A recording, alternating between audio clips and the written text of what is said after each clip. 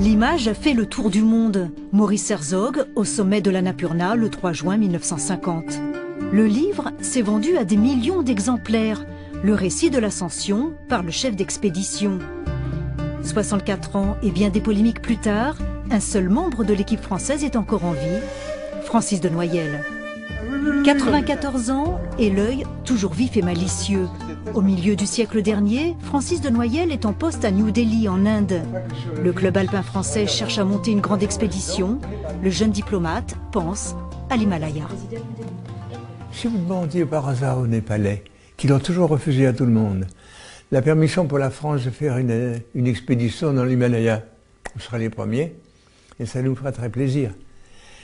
Ambassadeur Dieu, pourquoi pas? Et à notre grande surprise, ils ont accepté.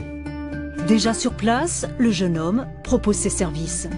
J'ai recruté les Sherpas, j'ai demandé ce qu'il fallait, ce qu'on pouvait acheter sur place pour ne pas l'envoyer par avion de Paris. J'étais au fond un bonhomme assez utile pour Paris. Et comme je connaissais un peu la langue du pays, que j'avais été déjà avec les Népalais, avec l'ambassadeur au Népal, je leur ai demandé de les accompagner.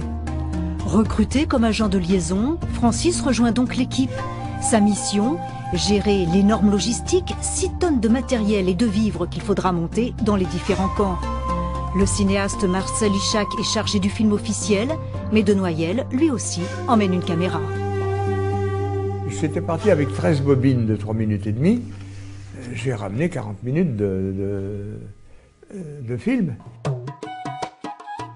Des images inédites sur les porteurs, les villageois, les fêtes locales.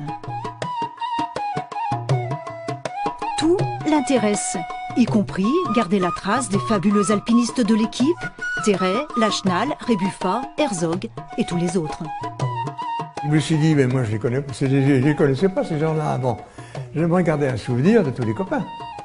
Alors j'ai fait des portraits à 1,50 m, comme je vous vois là.